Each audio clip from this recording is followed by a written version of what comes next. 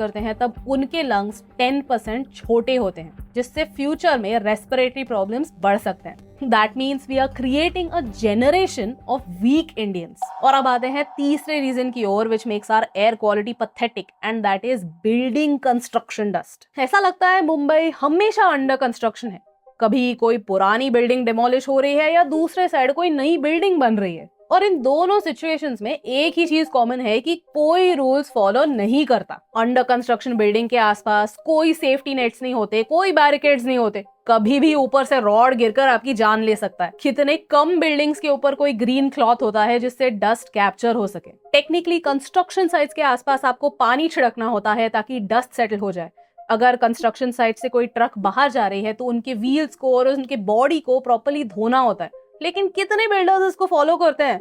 I don't think anybody follows it. आपको करोड़ों में आपके फ्लैट्स बेचने हैं, लेकिन 2 पैसे की भी रिस्पॉन्सिबिलिटी नहीं लेनी है। इनफैक्ट कितने बिल्डर्स डेमोलिशन करते समय कोई कवर्स ही नहीं रखते, तो जब बिल्डिंग डिमोलिश हो रही है तो सारा डस्ट ऊपर एटमॉस्फेयर में चला जाता है और हमारे नाक, लंग्स और थ्रोट में। This demolition is happening right next to a hospital. जरा सोचिए, एक हॉस्पिटल जहां सारे बीमार लोग हैं, वहां इतना सारा डस्ट हवा में जा रहा है। किसी ने ट्विटर पर यह वीडियो शेयर की थी कि इतने सारे स्मॉग की वजह से मरीन ड्राइव की पूरी व्यू ही चली गई है। और मुझे समझ में नहीं आता, मंत्रालय तो टाउन एरिया में ही है, करेक्ट? फिर भी किसी को भी ये देखकर थोड़ा सा भी कुछ फील नहीं होता। शर्म, लाज, लज्जा कुछ भी फील नहीं होता। इतनी सुंदर व्यू जब मैनमेड स्मॉग की वजह से भर चुकी है तो कुछ तो गलत हो रहा है। ऑनेस्टली बीएमसी ने खुद कहा था कि अगर AQI 200 के ऊपर चला जाता है तो हम सारा कंस्ट्रक्शन रोक देंगे, लेकिन कल ही मैंने देखा कि बीएमसी के कॉन्ट्रैक्टर्स एक अच्छी बनी बनाई फुटपाथ को तोड़ रहे थे। क्यों? कॉन्क्रीटाइज करने के लिए। करप्शन और ग्रीड की हद होती है। And now on the corruption part, I am just done being civil and nice, so let me ask you questions in a language that you understand. माझा प्रश्न बीएमसीच्या सगळ्या अधिकाऱ्यांसाठी आहे, वॉर्ड कॉर्पोरेटर्स आणि नगरसेवकांसाठी आहे. मुंबईची जी अवस्था आहे ते बघून सगळ्या माणसांना लाज तर वाटलीच पाहिजे, कारण की पॉप्युलेशन हा एक्सक्यूज अजिबात नाही आहे. टोकियोला बघा, बँकॉकला बघा, सिंगापोरला बघा, जकार्टाला बघा. असं नाहीये की त्या शहरात काहीही पॉप्युलेशन नाहीये.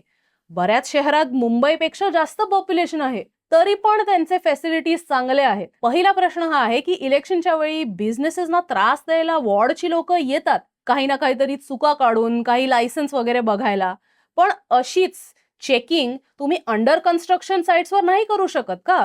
की रूल्स पाळले जात आहेत का? एवढी धूळ का आहे? सफाई कोणी करताय की नाही?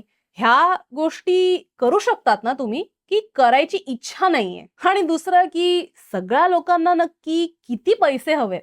कारण की मुंबईकडे बघून कोणीही बोलेल की रिचेस्ट म्युनिसिपॅलिटी आहे, तरी पण मुंबईमध्ये एक साधा रोड बनवता येत नाही. म्हणजे ऑब्व्हियस आहे ना की लोक करप्ट आहेत, कारण की नीट रस्ता बनवता येत नाही, काही स्टँडर्ड्स फॉलो होत नाही. ऑब्व्हियसली काहीतरी चुकतंय मध्ये. म्हणजे तुम्हाला करप्शन पण करायचंय आणि त्यासमोर काही कामही नाही करायचंय.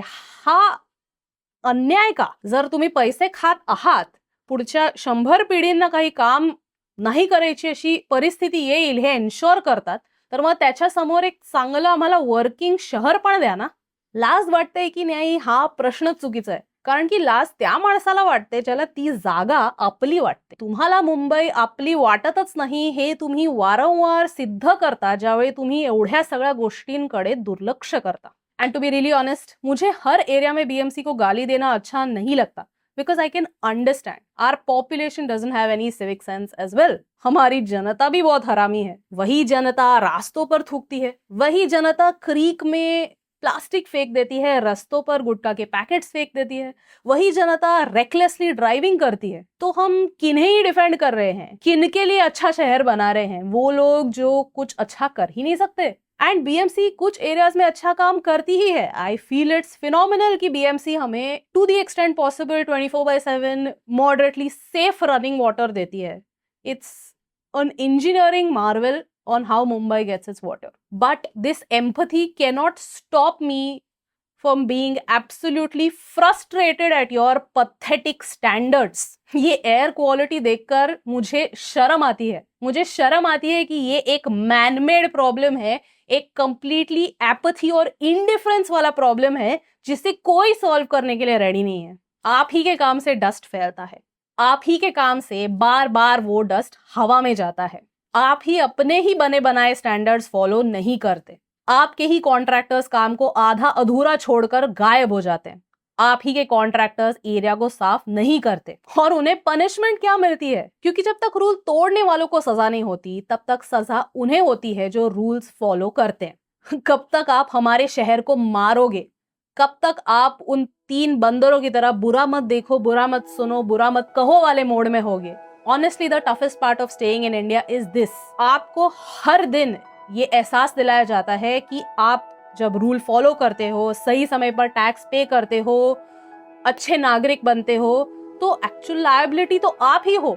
क्योंकि जो लोग कुछ काम करते हैं नहीं, जो लोग इनडिफरेंट है, जो लोग रूल तोड़ते हैं, उनके खिलाफ कोई एक्शन ली ही नहीं जाती। Stop killing Mumbai, stop killing us, wake up. अगर प्रॉब्लम मैन मेड है तो सोल्यूशन भी मैन मेड होना चाहिए।